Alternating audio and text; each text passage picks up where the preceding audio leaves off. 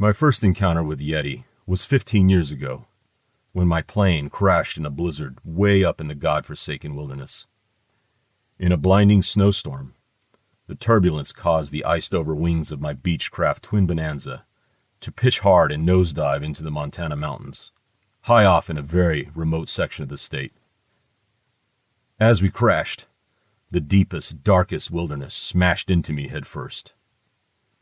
In the dead of winter, I was stranded, barely alive, dazed, and extremely confused from my injuries.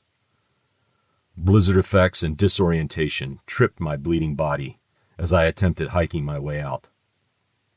All instruments and radio equipment were destroyed in the burning wreckage of my craft, and I was suddenly stranded in a frozen deathland.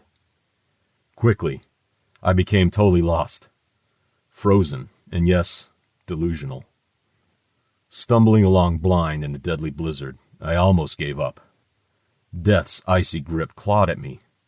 All I wanted to do was sleep. It was then that I saw him. A Sasquatch. The North American Yeti. Delusional? Perhaps. But there was no mistaking what drifted out of the swirling snow. It was an ape-man. Several of them.